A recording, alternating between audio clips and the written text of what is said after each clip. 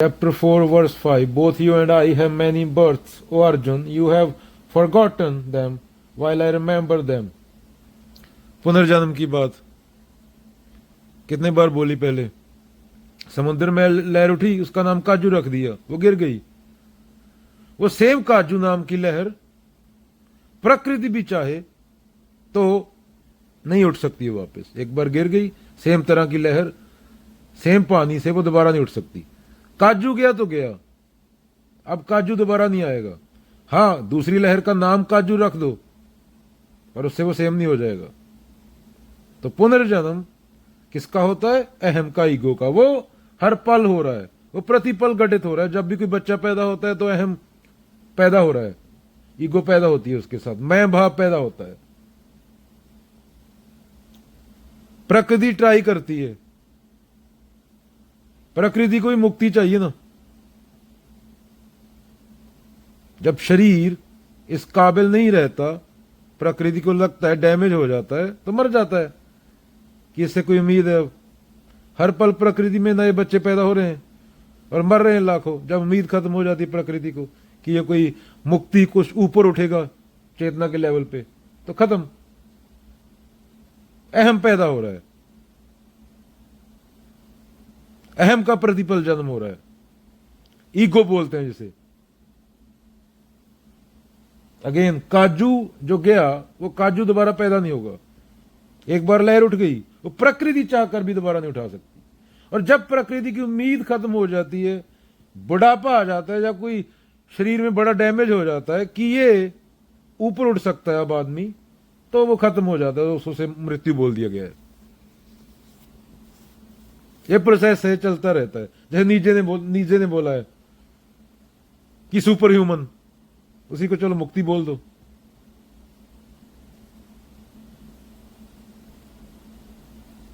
तो पुनर्जन्म किसका होता है? वृत्तियों का, ईगो का, अहम का, मैं भाव का।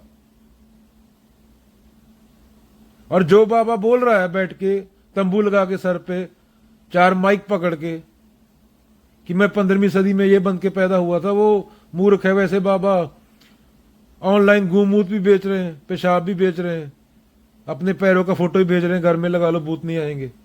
तो मूर्खता की तो कोई सीमा नहीं होती ना। मूर्खता का तो अभी 10 लोग कह के मानने लगे कि सुपरमैन रियल है, तब इनको क्या करेगा? बंदूक ले खड़े हो, हमारा भगवान सुपरमैन है, तो उनके सामने जाके थोड़ी बोलेगा कि भाई तुम्हारा भगवान सुपरमैन गलत है। तो मानने को तो कुछ ही मान लो, जानना डिफरेंट चीज है, मानना नहीं होता। हाँ, पशु मान सकता है, वो पशु के लिए सही बात है। पशु को बता दो, उसको पता है खाना मिलता है, खुरली पे जाए खड़ा हो जाएगा उस टाइम पे, 3 बजे वहां जाए खड़ा होऊंगा तो खाना मिलेगा। इंसान चेतना के लिए ये बात सही नहीं है। चेतना को क्या चाहिए? मुक्ति। वो किसके साथ फंस गई? शरीर के साथ।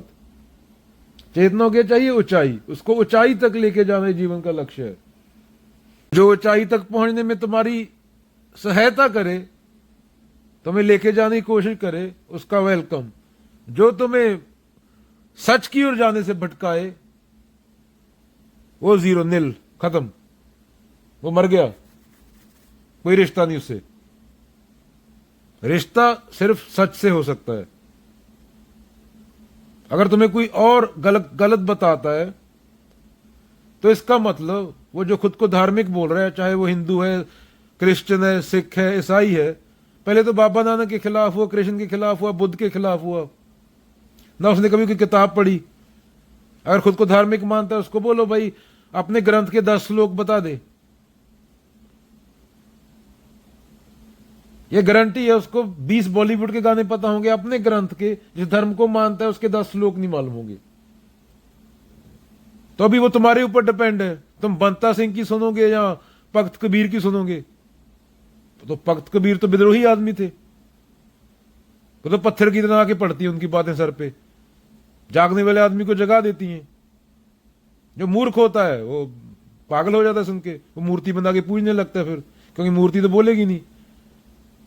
शब्दों में कबीर से लोहा लिया नहीं जा सकता, ना बाबा नानक से। जब शब्द बन के सामने आएंगे तो जवाब नहीं होगा कोई। आप फोटो बोलती नहीं, फोटो कोई भी लगा लो, शक्लें चेंज हो जाती हैं 10 साल बाद। जो घर में फोटो लगी हुई है 20 साल पहले बाबा नानक की तस्वीर और होती थी, कबीर की तस्वीर और होती थी, अभी और हो गई। फोटो तो चेंज होती रहती है, फोटो से क्या लेना देना। तो अहम बड़े लोगों को भी अपने लेवल पे लेके आता है। अहम जो है ही नहीं, जो चीज है ही नहीं, जो चीज इकट्ठा कचरा किया है, क्या किया है, कचरा इकट्ठा, कंडीशनिंग, उसका पुनर्जन्म हो रहा है, वृत्तियों का पुनर्जन्म हो रहा है। जैसे जैसे इंसान की उम्र बढ़ती है उसको खुश होना चाहिए था, पर उल्टा होता है, उतना दुखी होता जाता है इंसान। बेंजामिन फ्रैंकलिन बोलते हैं ना, 25 साल तक तो खत्म हो जाता है ना बंदा, जैसे पहले बोला है, most people die at the age of 25, get buried, वो दबाए जाते हैं सिर्फ। कबीर जी के शब्दों में, जैसे खाल लोहार की सांस लेत बिन प्राण। पाश बोलता था कि क्या सांस लेना का मतलब जिंदा होना है क्या? तो ईगो नहीं जाती, ईगो कम होनी चाहिए थी ना, इसलिए तो मौत है। अगर मौत ना हो, आदमी अमर हो जाए, तो फिर तो मुझे लगता है खुद को ही पूरा कुछ तबाह कर डालेगा आदमी। जब मौत है उसके बावजूद इतना अहंकार है, ना धरती घुमा रहा है, ना कुछ कर रहा है, डूअर नहीं है माने, उसका होना भी उसकी मर्जी से नहीं है, और उसकी सांस रोकना भी उसकी मर्जी से नहीं है, और संयोग है सिर्फ। दो बंदे मिले, उन्होंने सेक्स किया, पैदा हो गया, अगली सांस ना आई, खत्म।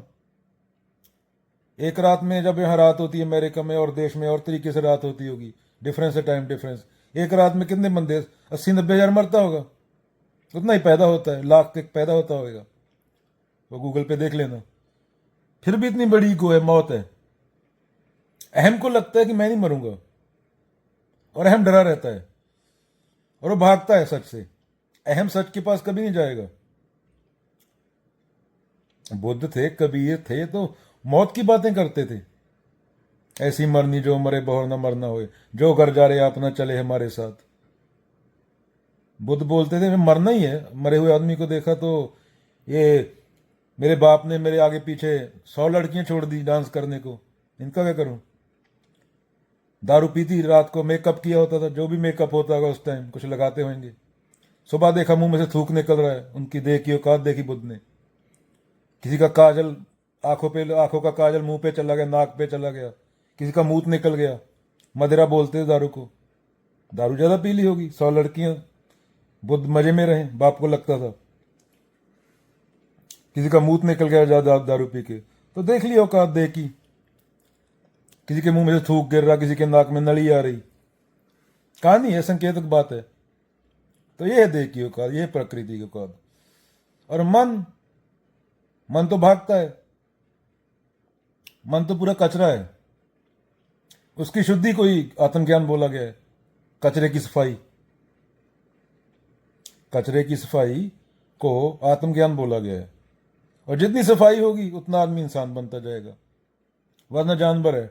99% तो जानवरता के लेवल पे जीते ना। हिंदू, मुसलमान, सिख, ईसाई डरे हुए हैं सब अंदर से, मेरे वाले धर्म को कोई बुरा ना बोल दे, इतना डर। बुद्ध खड़े होते थे, उन पर कोई थूक के ज्यादा फर्क ही नहीं पड़ता था, उनको पता है उनके अंदर है, उस चीज को कोई छू नहीं सकता।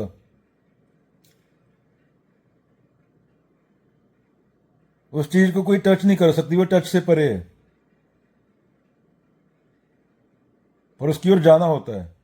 दुर्योधन भी अंदर ही है और कृष्ण भी अंदर ही है, पर दुर्योधन दिखता है क्योंकि प्रकृति और कंडीशनिंग के कारण। कृष्ण भी अंदर ही, वो दिखते नहीं, तो आदमी उस तरफ जाता नहीं, जहमत नहीं उठाता, उसके लिए कुर्बानी देनी पड़ती है ना। कुर्बानी किसकी? खुद की। वो जिसको खसम बोला गया है, वो तेरी खुद की कुर्बानी मांगेगा ना, वो तेरे से पैसे थोड़ी मांगेगा। पैसे तो कुत्ता नहीं लेगा तेरे से। कुत्ते को एक ब्रेड दे, $1 मिलियन रख दे, कुत्ता ब्रेड लेके पूछे लाएगा, $1 मिलियन देगा उसको, तेरे भौंकेगा। तो उसको पैसे दे के खुश कर रहे हैं। अरे उसको पैसे नहीं चाहिए, पैसे का वैल्यू तो बाकी प्रजातियों को नहीं है। ट्रिलियन स्पीसीज है अकेले इंसान को छोड़ के। कोई डाइवोर्स दे रहा है, कोई किसी को आग में जला रहा है, किसी को दहेज कम मिला, किसी को कुछ मिला, सब सफरिंग। सफरिंग नजर भी आ रही है। दिल्ली में सांस लेना एक दिन में 40 सिगरेट पीने के बराबर है। जो तुम बच्चे पैदा कर रहे हो वो 40 सिगरेट पिएंगे बिना पिए। ये किसने किया? ये क्या कोई आदिवासी आए करके, या ये कोट पैंट वाले बंदरों ने किया जो पढ़े लिखे बोलते हैं खुद को? अंदर से खाली लोग हैं हम, आत्मज्ञान नहीं है हमें। चाहे पढ़ा लिखा हो, चाहे अनपढ़ हो, चाहे प्रेसिडेंट हो, चाहे भिखारी हो। बाहर से फर्क दिखता है, इंडियन हो, अमेरिकन हो, रशियन हो, आउटर में डिफरेंस है रहने सहने के तरीके में। अंदर सब खाली, जीरो, नील। क्यों नील बोल रहा हूं? किसी भी सोशल मीडिया पे देख लो, अपने आसपास का हालत देख लो, प्रकृति का, दुनिया में जंग देख लो, हर रोज तो बम गिर रहे हैं बच्चों पे। कोई चेतन इंसान ये हाल करेगा अपने रहने की जगह का? अरे मैं यहां घर में बैठा हूं, अपार्टमेंट में किराया दे रहा हूं, इसमें मैं हक के ढेर लगा दूं पूरा, मच्छर ही मच्छर हो जाए। तो वही तो इंसान ने किया है, और वहीं से खा रहा है, वहीं से पानी पी रहा है, वहीं पे सांस ले रहा है हक के। मैं सफाई ना करूं, पापड़ बन जाए यहां पे टट्टी के, चारों तरफ हक दूं, 1 साल बाद बीमार होकर मर जाऊंगा। वही इंसान के साथ हो रहा है। बच्चे पैदा कर रहे हैं, दिल्ली में सांस ले रहे हैं, कैंसर, लंग कैंसर, दिल की बीमारियां, दिल में छेद। ये कहां से आया? ये 50 साल पहले नहीं होते थे। जो तुम खाना खा रहे हो, 50 साल पहले खाना होता ही ऑर्गेनिक था। ये हरी क्रांति के बाद हुआ। ये सब इंसान की ईगो से आया। ये सब चर्च वालों ने कॉन्डम यूज मत करो अफ्रीका में, अभी खाना खिलाओ उनको, तो पत्ते खा रहे हैं, पैदा करके छोड़ दिए। दिन भर दिहाड़ी करके रात को कोई एंटरटेनमेंट नहीं। पोप बोलता है भाई जाके सेक्स करो एंटरटेनमेंट के लिए, वो बच्चा पैदा हो जाता है। बच्चा फिर गन लेके 4-5 को ठोक देता है, सूडान वगैरह में, नाइजीरिया में। तो ये हाल है, इसी को ईगो बोलते हैं। और ईगो ने धरती बर्बाद कर दी ऑलमोस्ट। दुनिया की 20% धरती जो रहने लायक है, भी अगले 50 साल में रहने लायक नहीं रहेगी। 1 बिलियन बंदा, आई थिंक, वो ये भी गूगल पे सर्च कर लेना, 1 बिलियन बंदे को कहां पे डालोगे? दुनिया की 15% आबादी को जहाज में चढ़ा के दूसरी जगह फेंक दोगे क्या? दूसरे देश में? कौन सा देश लेगा? ये हर जगह पे, हर देश में होने वाला है। ये हो रहा है, अभी कम है, 50 साल में दिखेगा। तो ये तुम्हारे मूर्ख, ये नेता, ये